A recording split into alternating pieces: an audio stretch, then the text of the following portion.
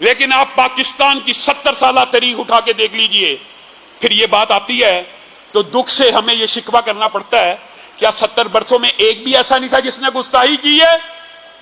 آج تک 70 برس گزر گئے ہیں، ایک بھی گستاخ رسول کو، جو اسلامی شریعت کا قانون ہے، جو پاکستان کے آئین میں لکھا ہے کہ گستاخ کی گردن کو اس کے تن سے جدا کیا جائے گا، پاکستان کے آئین میں لکھا ہے، قانون میں لکھا ہے، 70 سال گزر گئے ہیں، ایک بھی مجرم کی گردن کٹی ہے؟ کئی قاتلوں کی گردن کٹی ہے، ہاں زینب کے ساتھ ریپ کرنے والے کی گردن کٹی ہے، خوشائند بات ہے، لیکن ایمانداری سے بتلائیے کیا 70 برسوں میں ایک بھی نہیں تھا گستاخ؟ ہم اپنی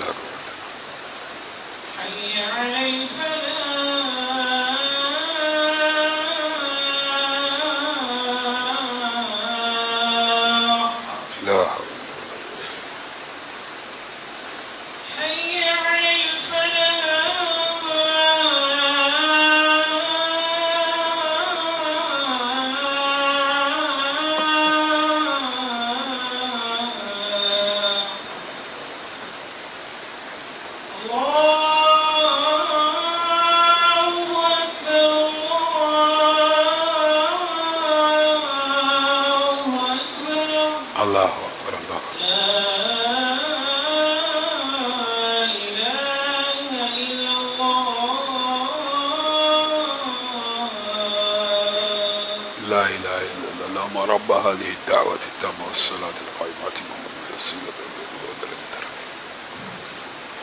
اللهم صل على محمد وعلى آل محمد كما صليت على إبراهيم. إن الحمد لله نحمده ونستعينه ونستغفره ونؤمن به ونتوكل عليه ونعوذ بالله من شرور أنفسنا ومن سيئات أعمالنا من يهده الله فلا مضل له ومن يضلله فلا هادي له واشهد ان لا اله الا الله واشهد ان محمدا عبده ورسوله.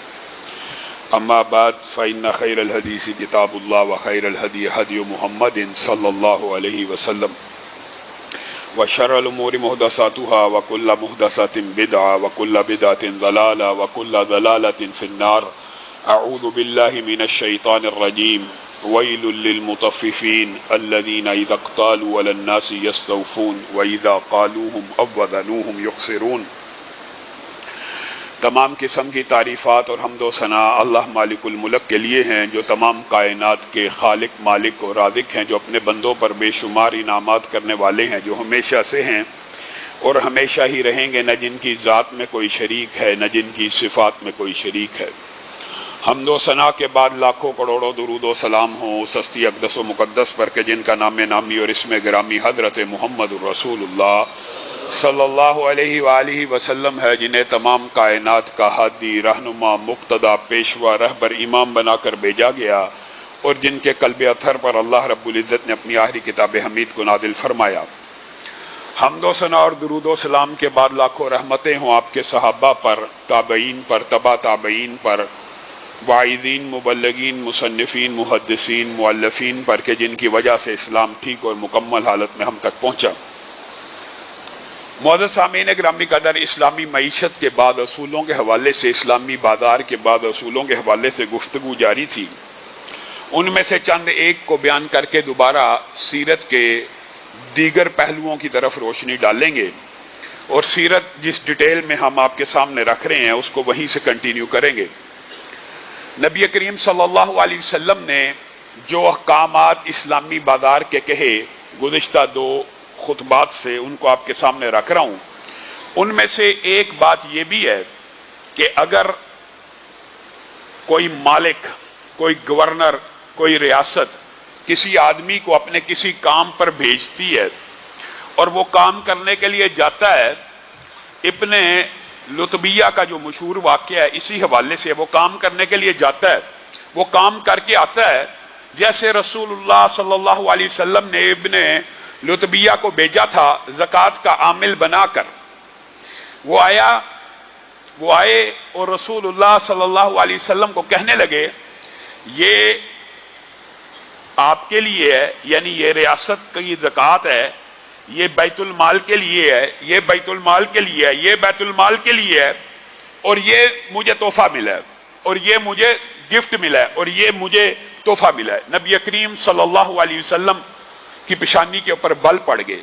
آپ نے نہایت ناگواری کا اظہار کیا، لیکن رسول اللہ کی عادت تھی جب بھی کوئی نصیحت کیا کرتے تھے لوگوں کا پھر براہ راست نام نہیں تھے لیتے، اور پھر رسول اللہ صلی اللہ علیہ وسلم نے خطبہ دیا اور کہا کیا ہو گیا لوگوں کو کہ کوئی انہیں کسی کام کے لیے بھیجتا ہے اور وہ جب واپس آتے ہیں تو آ کے کہتے ہیں یہ تو آپ کے لیے، یہ مجھے تحفہ ملا ہے۔ مفہوم حدیث کا یہ ہے کہ وہ اپنے گھر میں بیٹھا کیوں نہیں رہا، اپنے ماں باپ کے گھر میں بیٹھا کیوں نہیں رہتا؟ اس کو اگر مقرر نہ کیا گیا ہو، مبعوث نہ کیا گیا ہو، کسی کام کے لیے بھیجا نہ گیا ہو، تو اس کو اس کے گھر میں کون آ کے تحفہ دے گا؟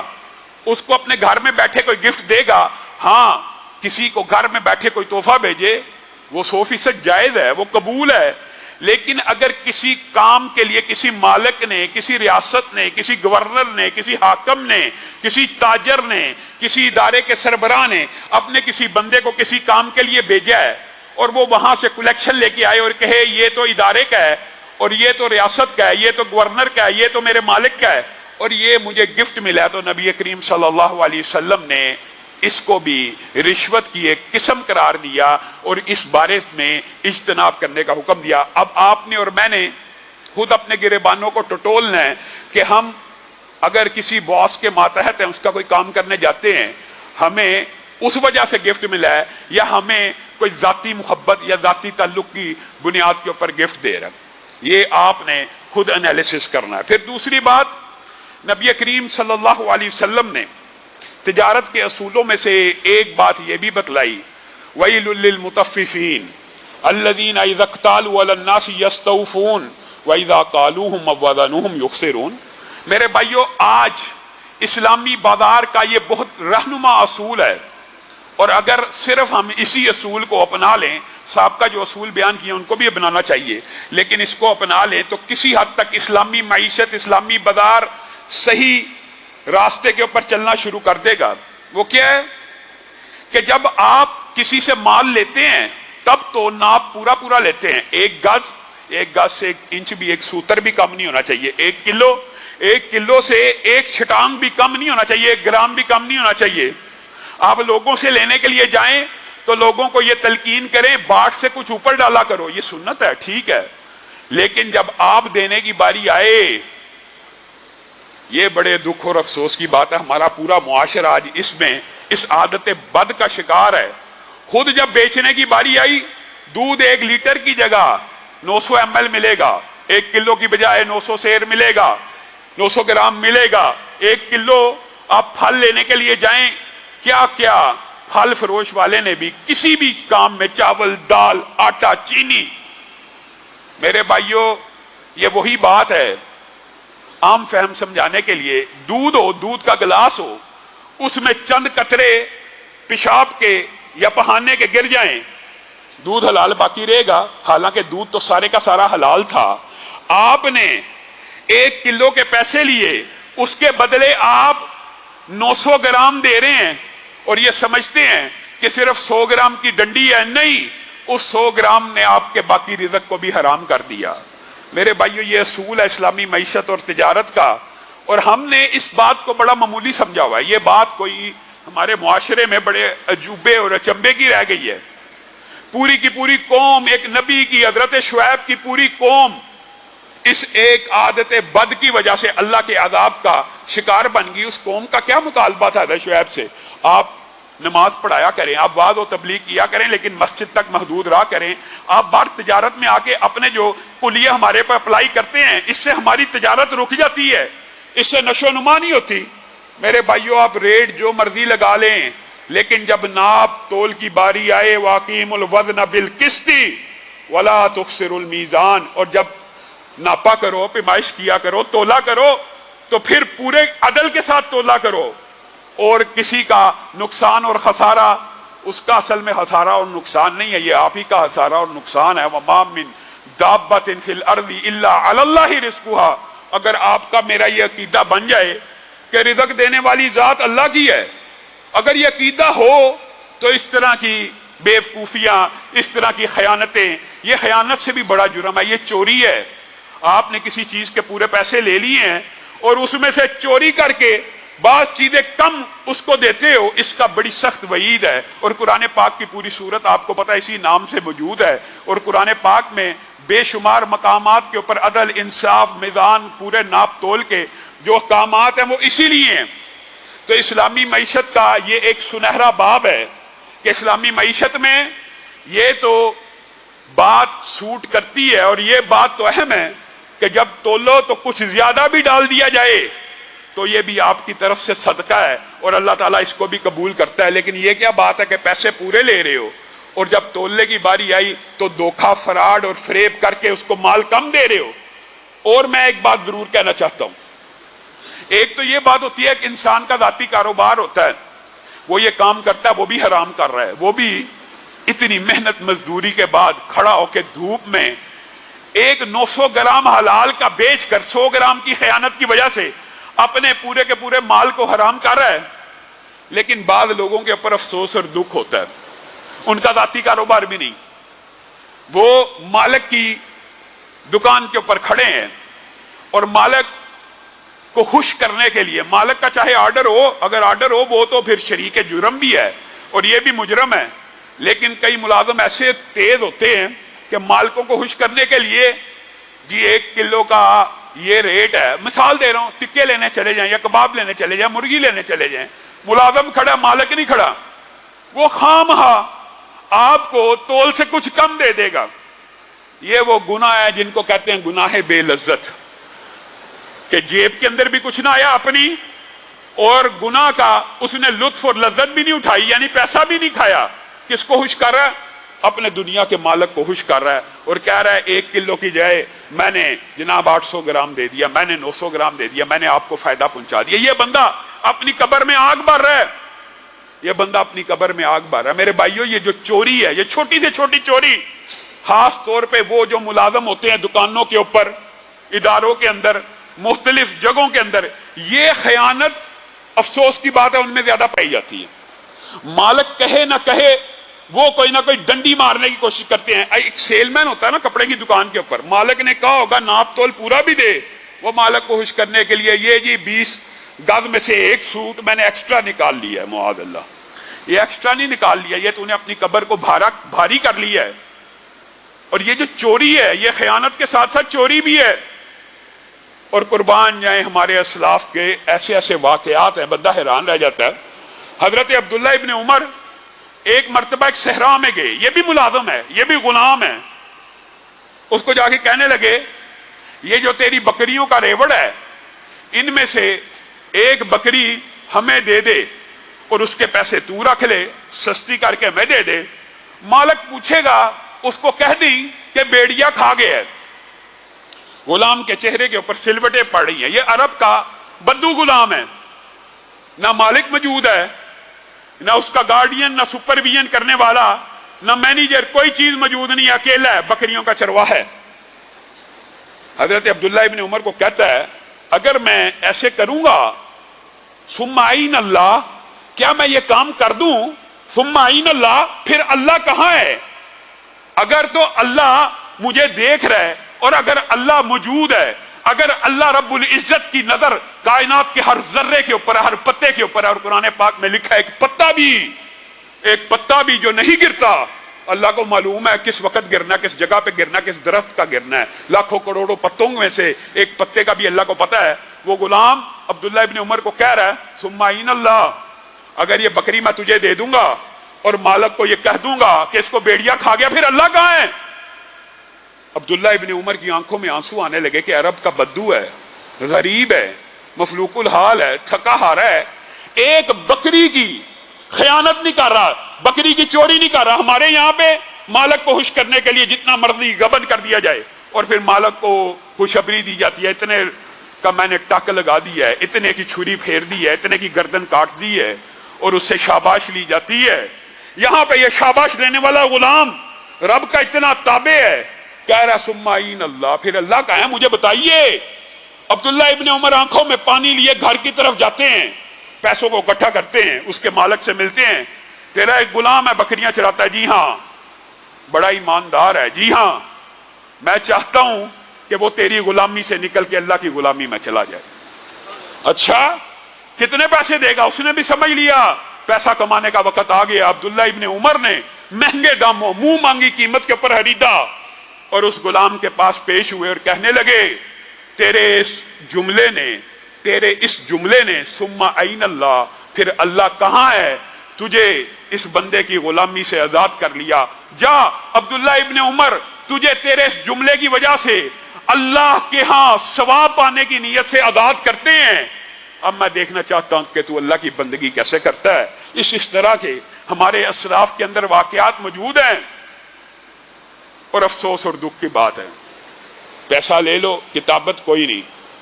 کتابت ہو پھر بھی معاہدے سے مکرا جاتا ہے، لکھوت پڑھت ہو جائے پھر بھی عہد کو پورا نہیں کیا جاتا ہے. ایک ہوتا ہے مجبوری میں، مجبوری کے اندر جو تعاون کرتا ہے اللہ بھی اس سے تعاون کرتا ہے. تعاون کرنا چاہیے. کسی کے پاس پیسہ بر وقت نہ ہو، جو وعدہ کیا ہے اس وقت اس کے پاس پیسہ نہیں، آپ تعاون کریں.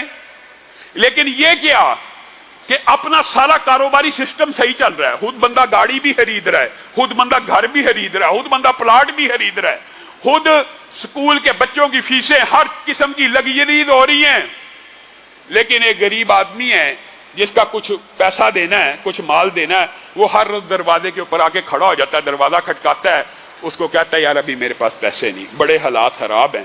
بڑے افسوس کی بات ہے. یہ دکھ ہے. یہ رویے ہمارے مسلمانوں کے، یہ اسلامی معیشت کے رویے نہیں ہے. ہاں قرض دینا، ادھار دینا، یہ اسلامی معیشت کا رویہ ہے. قرض دینے والے کے اوپر بھی اور قرض جو لیتا ہے اس کے اوپر بھی نبی کریم نے کہا اس نیت سے لینے والا واپس کرنے کے ارادے سے اس کے اوپر اللہ کی رحمت ہوتی ہے. ٹھیک ہے یہ باتیں، لیکن آپ نے اس بات کے اوپر غور کرنا کہ ہمارا طرز عمل کیا تجارت میں یہی ہے؟ ہماری خواہش تو یہ ہوتی ہے کہ آج بھی جو پیسے لینے آیا ہے اللہ کرے بھول جائے، اللہ کرے اگلے ہفتے آ جائے. جس چیز کا تو نے وعدہ کیا ہے اگر تو اس وعدے کو نبھانے کی کوشش کرے گا، اللہ تیری جیب میں اتنے پیسے ڈال کے تیرے گھر سے نکالے گا کہ تو نے فلاں مسلمان بھائی کا قرض ادا کرنا ہے. اور اللہ تعالیٰ کسی نہ کسی ذریعے سے وہ اسباب پیدا کرے گا، کیونکہ اللہ کی مدد ہوتی ہے جو قرضے کو واپس کرنے کی نیت رکھتا ہے. یہ اللہ کی مدد ہے. اسی طرح کا ایک مشہور واقعہ ہمارے اسلاف میں ہمارے رسول اللہ، اور یہ کوئی قصہ کہانی نہیں ہے. ایک ہوتا ہے کہ لوگوں نے قصے بنائے ہوتے ہیں، کہانی بنائی ہوتی ہے، ٹھیک ہے. عبرت آموز حقائق بنا لینے میں بھی بعض علماء نے فتویٰ موجود ہے، ٹھیک ہے حقائق بیان کرنے سے کسی کی اصلاح ہوتی ہے، کر دینی چاہیے. لیکن یہ بات کون بیان کر رہا ہے؟ نبی کریم صلی اللہ علیہ وسلم. تو نبی کریم کی بات کوئی قصہ کہانی نہیں ہے، حقیقی واقعہ ہے. نبی کریم نے کہا ایک وقت ایسا تھا ایک بندے کو قرض کی ضرورت پڑی، دوسرے بندے کے پاس گیا، کچھ 1000 دینار کا معاملہ طے پایا. مثال دے رہا ہوں، 1000 دینار 2000 دینار، کچھ دینار کا معاملہ طے پا گیا. دوسرے بندے نے کہا کہ اس کے اوپر گواہ لے کے آتے ہیں، اس معاہدے کے اوپر کب واپس کرے گا، اس تاریخ کو اتنے بجے میں تجھے یہ تیرا 1000 دینار مثال دے کے آپ کو کہہ رہا ہوں واپس کر دوں گا. اس کے اوپر گواہ لے کے آتے. اسلامی شریعت کا اصول ہے جب بھی آپ کسی کو قرض دیں آپ کو اس کا گواہ بنانا چاہیے. اس کے اندر بھی حکمتیں ہیں، اس کو لکھنا چاہیے، اس کے اندر بھی حکمتیں ہیں. لکھی ہوئی بات بندہ بھولتا نہیں ہے، گواہی والی بات بندہ بھولتا نہیں ہے. اور پھر گواہ بنا دینے سے شرمندگی کا احساس بھی ہوتا ہے جو بندہ نہ واپس کرے اس کو. لیکن یہاں پہ ایمان کی کیفیت کا بھی کوئی معاملہ ہوتا ہے. وہ کہتا ہے گواہ لے کے آتے ہیں، وہ کہتا ہے دوسرا بندہ کفا باللہ شہیدہ، तेरे मेरे इस मुआहदे के ऊपर अल्लाह गवाह काफी है। कहा तूने अल्लाह की गवाही डाल दी, ठीक है, मुझे मंजूर है, इसको लिख लेते हैं, इसकी एक वकालतनामा, एक तहरीर बना लेते हैं। उसने कहा कफा बिल्लाहि वकीला, तेरे मेरे इस मुआहदे के ऊपर अल्लाह का वकील होना काफी है। उसने कहा तूने जिस शख्सियत की, जिस जात की गवाही और जिस जात को वकील बना दिया है, अब मैं खामोश हूं, अब मैं तेरे पैसे के वापसी का उस मुकर्ररा तारीख को इंतजार करूंगा। यह बंदा हुस्न नीयत से कर्ज दे रहा है, अल्लाह की गवाही के ऊपर कर्ज दे रहा है, अल्लाह की वकालत के ऊपर कर्ज दे रहा है, और जो कर्ज लेने वाला है वो भी वापसी की नीयत से लेके जा रहा है। जो मुकर्ररा तारीख आती है वो बंदा अपने घर से उतने पैसे लेके निकलता है कि मैं फलां बंदे के कर्ज को वापस करूं। होता क्या है, दरमियान में दोनों के एक दरिया मौजूद है, और उस दिन जब वो दरिया के किनारे पहुंचता है कश्ती मौजूद नहीं होती। वो कहता है वो बंदा क्या सोचेगा कि मैंने रब को गवाह बना के उसको धोखा दिया। आपको पता है ना, जो रब का नाम लेके किसी को धोखा देता है, कल क़यामत के दिन अल्लाह उसका मुद्दई होता है।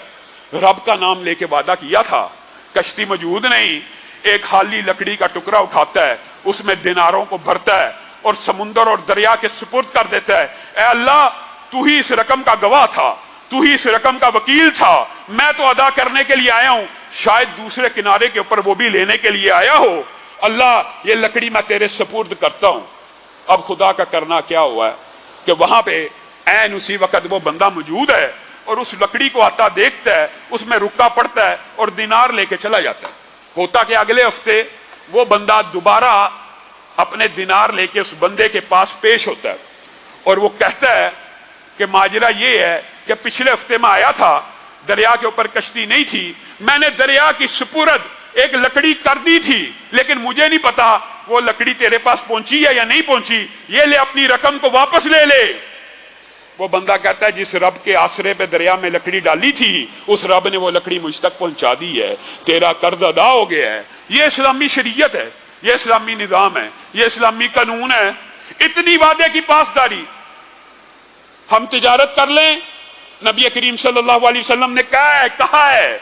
लोग ये समझते हैं कि ये बातें बस जनरल कुलिया बना हुआ है। लोग भी इखलाकी तौर पे एक बात कहते हैं, यार मेरी चीज में ये ऐब मौजूद है, जहां है जैसे है कि बुनियाद पे अगर आपने खरीदनी है। ये बहुत अच्छा जुमला है, ये कहना चाहिए।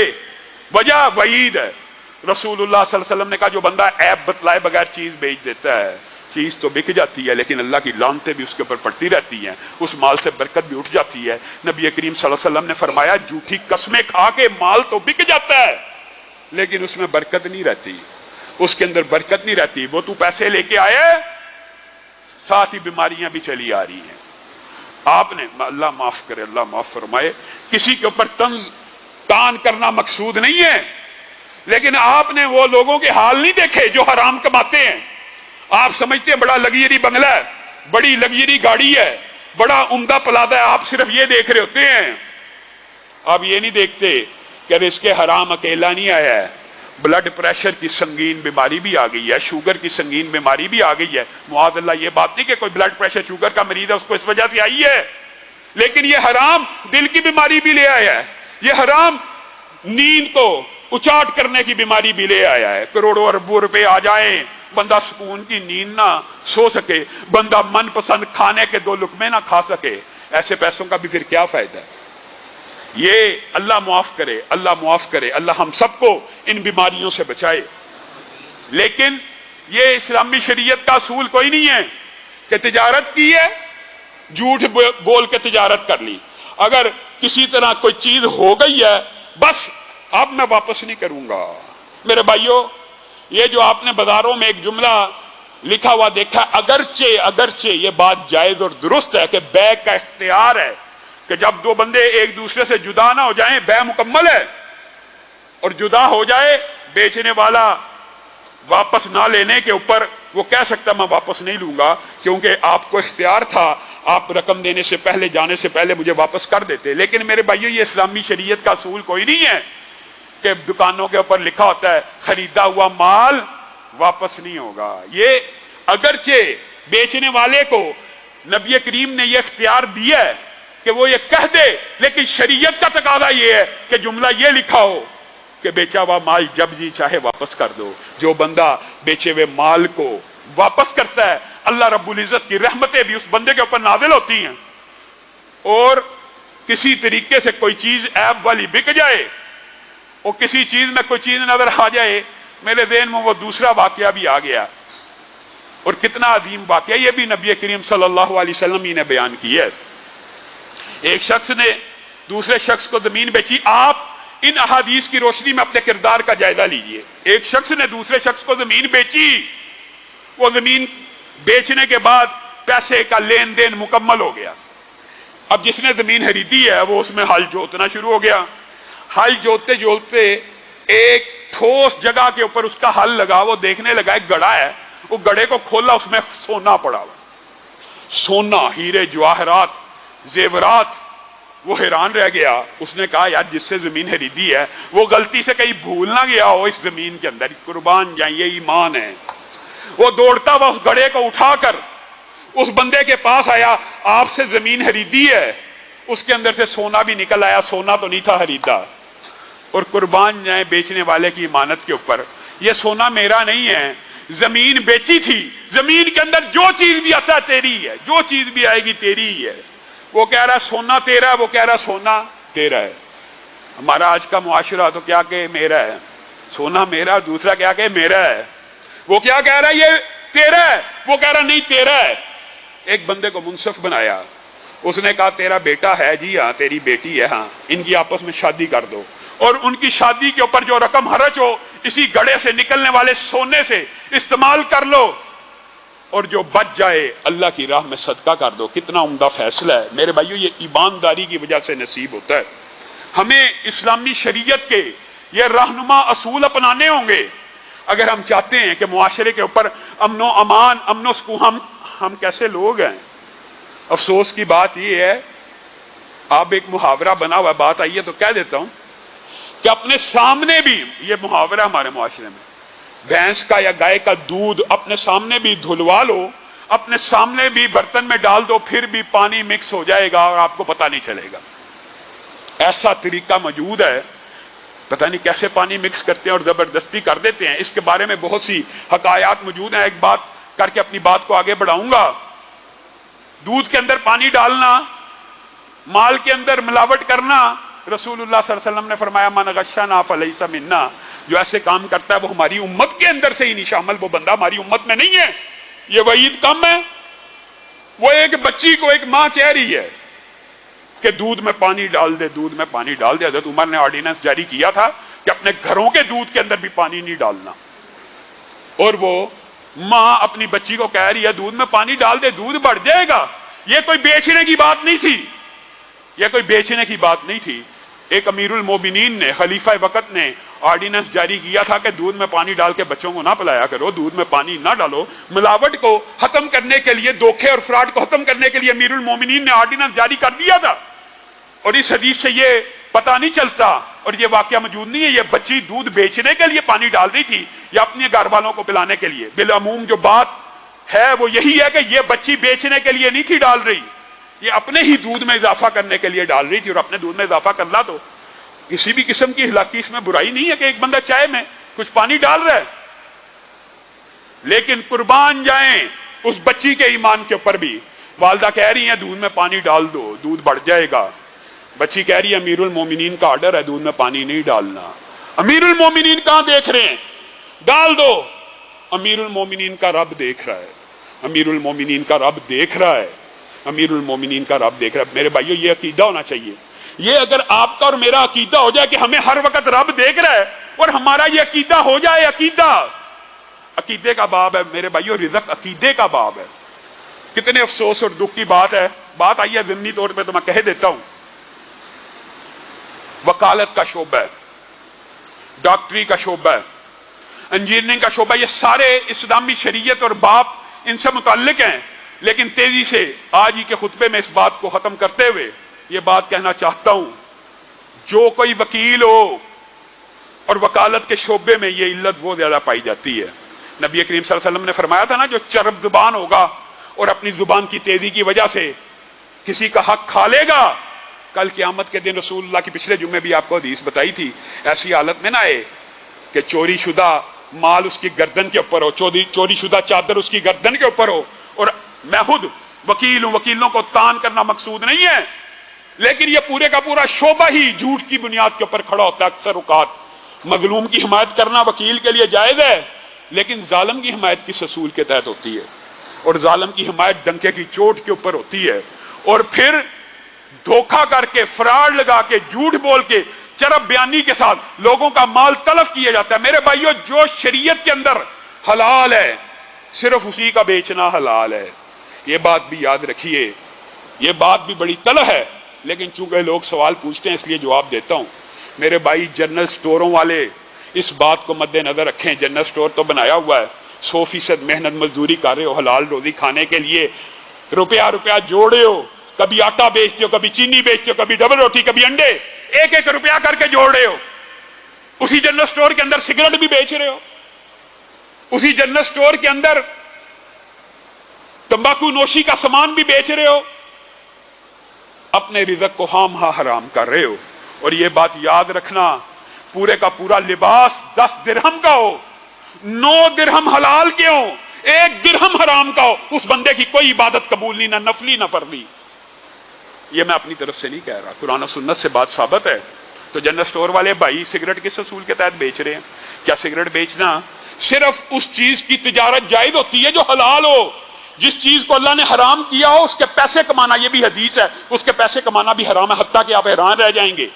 یہ باب اتنا سنگین ہے کہ جتنا انتفاع کسی چیز کے اندر جائز ہوتا ہے، صرف اتنے ہی انتفاع کو بیچنا جائز ہوتا ہے۔ اس کی کیا مثال ہے؟ اس کی مثال یہ ہے، گدھا آپ نے سنا ہوا ہے، گدھے کا گوشت کھانا جائز ہے؟ نہیں جائز۔ ویسے لوہریوں کو تو بہت کھلایا گیا ہے۔ گدھا، اس کا گوشت تو جائز نہیں ہے، لیکن اس کی سواری جائز ہے۔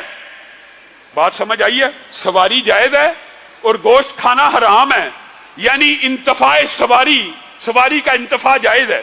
تو کوئی بندہ گدھا سواری کے لیے بیچتا ہے تو اس کا رقم، اس کا پیسہ حلال کا ہو گیا، اور کوئی بندہ گدھا اس نیت سے بیچتا ہے کہ اس کو ذبح کر کے گوشت بانٹا جائے گا، وہ گدھا جو سواری کے لیے حلال تھا اگر اس نے گوشت کے لیے بیچا تو حرام ہو گیا۔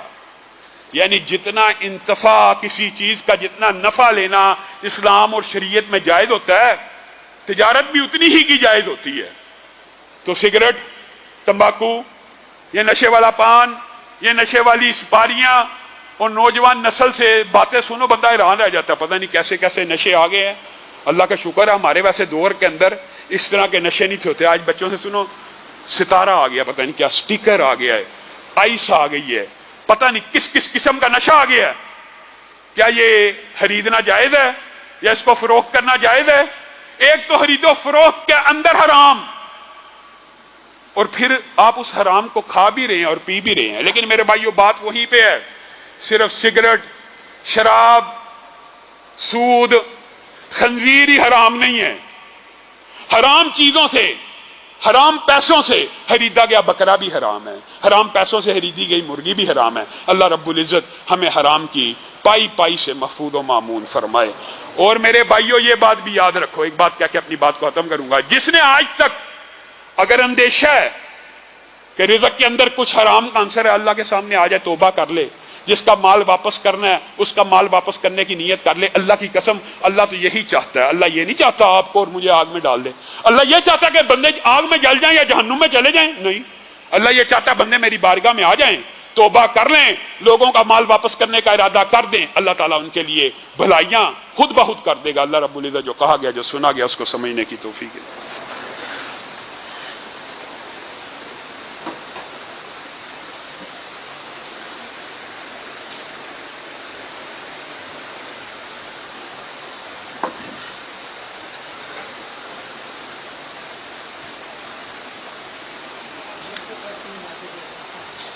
آج دعا کراواں گے، اگلے جمعے پڑھاواں گے۔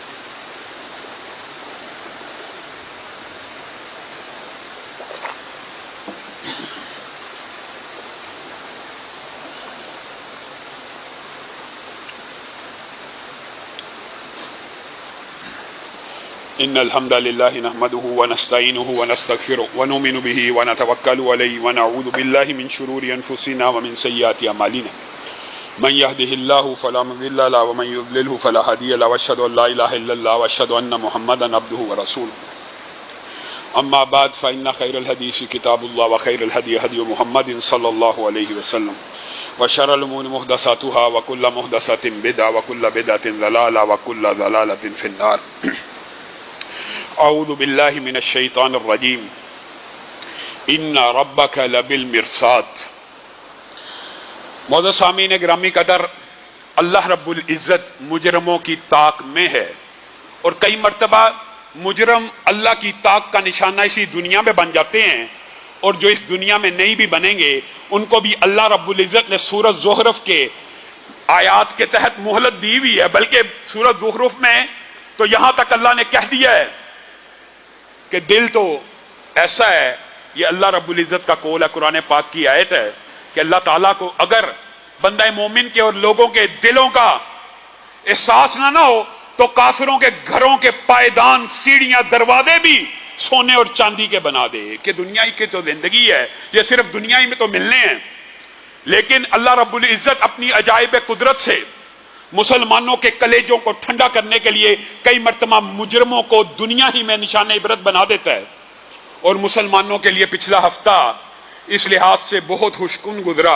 ایک بہت بڑی خوشخبری اس ہفتے میں مسلمانوں نے سنی کہ سویڈن کا وہ کارٹونسٹ جس نے رسول اللہ صلی اللہ علیہ وسلم کے خاکوں کو شائع کیا تھا اور رسول اللہ صلی اللہ علیہ وسلم کی توہین کی تھی، اس کو 2 گارڈ میسر کیے گئے تھے، اس کو 2 گارڈ فراہم کیے گئے تھے ان ممالک میں کہ جہاں پہ گن اور ویپن موجود ہی نہیں ہوتا، وہاں پہ بھی 2 گارڈ اس کے دائیں اور بائیں موجود تھے۔ لیکن ان کو اللہ رب العزت کے مقرر کردہ فرشتوں کا علم نہیں ہے۔ وہ 2 گارڈ اور وہ ملعون کارٹونسٹ ایک گاڑی کے ایکسیڈنٹ میں اس طرح مرا کہ ایک ٹرک اس کے اوپر چڑھا اور وہ گاڑی میں سے نکل بھی نہ سکا، جل کے اپنے دونوں گارڈوں کے سمیت خاک ہو گیا، مردار ہو گیا۔ ان شانیہ کا هو الابتر کے تحت تیرا دشمن بے نام و نشان رہے گا۔ ان کفینا کل مستہزئین، پیارے رسول یہ ٹھٹھا کرنے والے ان کے لیے تیرا رب کافی ہے۔ ان آیات کے مصداق اللہ تعالیٰ نے اپنی عجائب قدرت سے اپنے انتقام کا نشانہ اس ملعون کو بنایا۔ لیکن کیا امت اسی کے اوپر خوش ہو جائے؟ کیا یہ امت نے اپنی ذمہ داری کو ادا کیا؟ ہرگز نہیں۔ امت اپنی اس ذمہ داری کو ادا کرنے میں ناکام ہو گئی۔ کیوں؟ امام مالک نے کہا تھا اس امت کو زندہ رہنے کا بھی حق نہیں ہے کہ جس کے نبی کی توہین ہو اور وہ اس توہین کا بدلہ نہ لیں، وہ پھر امت باقی کیوں رہے؟ امت کس نام پہ بنتی ہے؟ امت کلمہ ہی کے تو نام پہ بنی ہے۔ اور افسوس اور دکھ کی بات یہ ہے ہم رسول اللہ صلی اللہ علیہ وسلم کے لیے نعرے تو لگاتے ہیں، ہم ان کے محب ہیں، ہم ان کے عشق کے بھی ترانے گاتے ہیں، اور ہم کہتے ہیں ہمیں رسول اللہ سے بڑی محبت ہے، لیکن آپ پاکستان کی 70 سالہ تاریخ اٹھا کے دیکھ لیجئے، پھر یہ بات آتی ہے تو دکھ سے ہمیں یہ شکوہ کرنا پڑتا ہے کیا 70 برسوں میں ایک بھی ایسا نہیں تھا جس نے گستاخی کی ہے؟ آج تک 70 برس گزر گئے ہیں، ایک بھی گستاخ رسول کو جو اسلامی شریعت کا قانون ہے، جو پاکستان کے آئین میں لکھا ہے کہ گستاخ کی گردن کو اس کے تن سے جدا کیا جائے گا، پاکستان کے آئین میں لکھا ہے، قانون میں لکھا ہے، 70 سال گزر گئے ہیں، ایک بھی مجرم کی گردن کٹی ہے؟ کئی قاتلوں کی گردن کٹی ہے، ہاں زینب کے ساتھ ریپ کرنے والے کی گردن کٹی ہے، خوشائند بات ہے، لیکن ایمانداری سے بتلائیے کیا 70 برسوں میں ایک بھی نہیں تھا گستاخ؟ ہم اپنی ذمہ داری ادا کرنے میں ناکام ہیں۔ ہم وہ لوگ ہیں جو باہر جا کے تو تقریریں کرتے ہیں کہ ہمیں رسول اللہ سے بڑی محبت ہے، لیکن اپنے وطن کے اندر جو پیٹنٹ گستاخ ہوتے ہیں، جن کو ایس پی، جن کو سیشن جج، جن کو ہائی کورٹ گستاخ قرار دیتا ہے، ان کو ہم رہا کرواتے ہیں، پھر بھی ہم محب رسول ہیں اور ان کو رہا کر کے ملک سے باہر بھیجتے ہیں۔ اور جب آسیہ ملونہ ملک سے فرار ہو جاتی ہے اس کی رہائی کا کریڈٹ بھی ہم لیتے ہیں. یہ ہمارا حب رسول, یہ ہماری محبت. ہم من حیث الامت من حیث القوم, یہ جو دفاع حرمت رسول کا تقاضا ہے اس کو ادا کرنے میں ناکام ہوئے ہیں. اگرچہ اللہ تعالیٰ نے اپنی عجائب قدرت میں سے اور اپنے انتقام کا اس کو نشانہ بنایا ہے, اور اس نشانے کے بعد ہی آپ کو اور مجھے سمجھ جانا چاہیے تھا یہ ڈیوٹی آپ کی اور میری ہے. ہاں یہ بات بھی درست ہے کہ آپ نے اور میں نے اٹھ کے کسی کے اوپر الزام لگا کے اس کو قتل نہیں کرنا. یہ کس کا کام ہے؟ اسلامی ریاست کا. ہمارا کام انہی سے مطالبہ کرنا ہے. اسلامی ریاست ہی کا کام ہے کہ اس طرح کے مجرموں کو کیفر کردار تک پہنچائیں. تو پھر یہ مطالبہ ہے. 70 برس ہو گئے ہیں, ایک بھی نہیں تھا گستاخ جن کو عدالتوں نے گستاخ قرار دیا. آئیے عدالتیں جن کو کہہ رہی ہیں ان کو پھانسی کی سزا دی جائے, ان کو پھانسی کے اوپر لٹکایا جائے. اور افسوس اور دکھ کی بات ہے اسی گزشتہ ہفتے کے اندر فرانس کی بات آئی ہے تو یہ بھی سن لیجئے, حیران رہ جائیں گے آپ. فرانس کتنا بڑا ملک ہے آپ کے علم میں؟ فرانس جیسے ملک میں 50 سالوں کے اندر ان کے کیتھولک پادریوں نے, صرف ایک مسلک کے پادریوں نے, یہ جہاں سے فاشی اور اریانی کے دھندے یہاں پہ لے کے آئے ہو, ان کے مذہبی رہنماؤں کے جو حالات ہیں اور جن معاشروں کو تم اپنے لیے رول ماڈل سمجھتے ہو, ان کے پادریوں نے 50 سالوں میں 2.5 لاکھ سے زائد بچوں کے ساتھ جنسی طور پہ ریپ کیا, اور یہ رپورٹ چھپ گئی ہے. اور یہاں پہ تو چلو اگر بات آئی ہے بندہ کھل کے کہہ لیتا ہے یہاں کے یہ جرم یہاں پہ بھی اتنا ہی سنگین ہے جہاں جیسے وہاں پہ ہے. یہاں مسجد کا کوئی مولوی یا مدرسے کا کوئی مولوی کرے یہ بھی سنگین ہے, لیکن یہاں پہ آپ یہ بات کہتے ہیں یار یہ مدرسے کے جو مولوی ہوتے ہیں ان کو سزائے موت ملنی چاہیے جو اس عمل بد کا شکار ہیں. لیکن ایک آرگیومنٹ یہ پیش کیا جاتا ہے انہوں نے کبھی لڑکیوں کو نہیں دیکھا ہوتا اس لیے یہ بچوں کے ساتھ معاذ اللہ یہ کام. تو جو فرانس کا پادری ہے ان کو تو ہر چیز میسر ہے, انہوں نے یہ بچوں کے ساتھ جو ریپ کیا ہے, یہ لبرل مافیا اور محبتی مافیا کی آنٹیوں کو سوچنا چاہیے. یہ ہر وقت پاکستان کو گندا کرنے کے لیے, پاکستان کے اوپر الزام دھرنے کے لیے اور پاکستان کو بدنام کرنے کے لیے اس طرح کے شوشے چھوڑتی رہتی ہیں. اللہ کی قسم کھا کے کہتا ہوں پوری دنیا میں اگر آپ ریپ کی ریشو نکالیں گے ٹاپ 10 ممالک میں ایک بھی اسلامی ملک نہیں ہوگا. کون ہوگا؟ امریکہ ہوگا, فرانس ہوگا. اس طرح کے بدبخت ممالک ہوں گے, حتیٰ کہ آپ حیران رہ جائیں گے. یہ تو جنسی جرائم ہیں, یہ آج بھی معاشرے میں جو کچھ اخلاقی قدریں باقی ہیں یہ علماء, خطباء اور واعظین اور مشرق کی روایات کی وجہ سے ہیں. آپ کے ممالک اس طرح کے جرائم میں صف اول میں شامل نہیں ہیں. حتیٰ کہ جو قتل عمد ہے, قتل عمد اس کے بارے میں رپورٹ چھپی ہے. قتل عمد میں بھی جس ملک نے ٹاپ کیا ماشاءاللہ اس کا نام کیا؟ امریکہ آباد. پوری دنیا میں سب سے زیادہ قتل عمد امریکہ میں ہوا ہے, اور آپ حیران رہ جائیں گے. اور یہ اسلامی حدوں کی کچھ برکت بھی ہوتی ہے. پوری دنیا میں قتل عمد جہاں پہ سب سے کم ہوا ہے وہ سعودی عرب ہے. پوری دنیا میں کس وجہ سے؟ اسلامی نظام کی وجہ سے, اسلامی حدود کی وجہ سے. یہ لبرل مافیا کو خود غور کرنا چاہیے.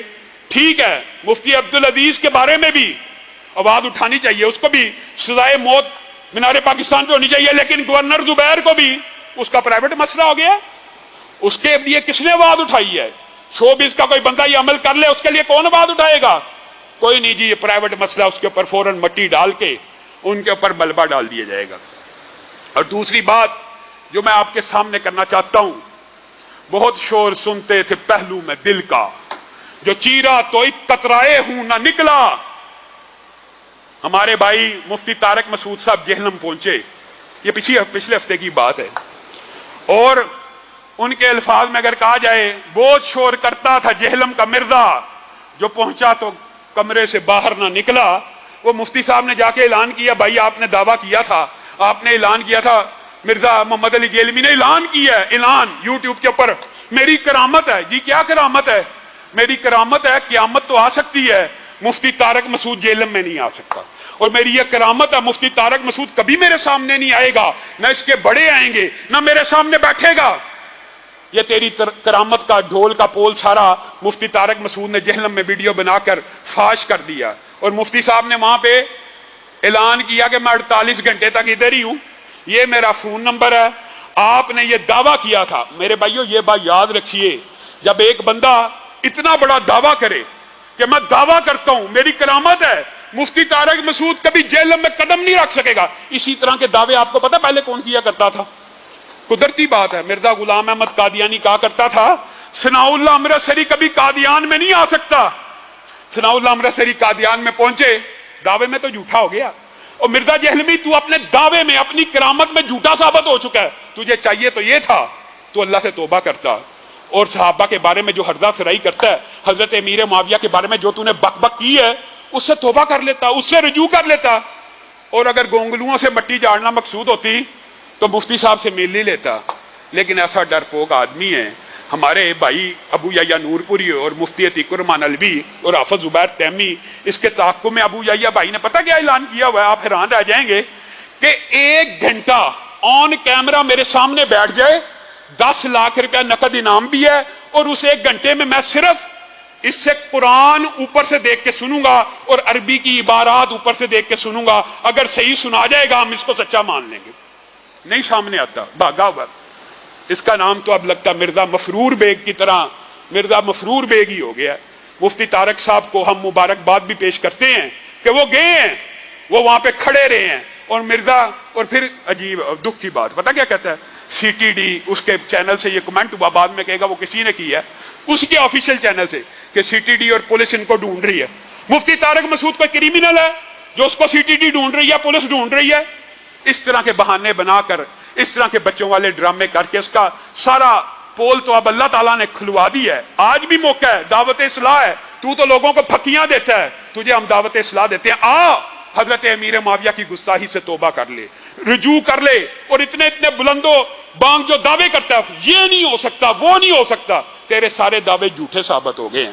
آخر میں ایک اعلان کرنا چاہتا ہوں، ہمارے اسی مرکز کے ایک معمار ایک مستری تھے حاجی آصف صاحب، سب ساتھی دعا کریں. ان کا اچانک انتقال ہو گیا. اللہ رب العزت ان کو جنت الفردوس میں جگہ دے. اللہ تعالیٰ ان کے گناہوں کو معاف فرمائے. اللہ تعالیٰ ان کو جنت الفردوس میں جگہ دے. اللہ تعالیٰ ان کی سیئات سے درگزر فرما. اللہ تعالیٰ ان کی نیکیوں کو قبول و منظور فرما. جتنے ہمارے مرکز کے نمازی فوت ہو چکے ہیں اللہ تعالیٰ سب کو غریق رحمت فرمائے، سب کو جنت الفردوس میں جگہ دے. سبحان ربک رب العزت عما یصفون وسلام علی المرسلین والحمد للہ.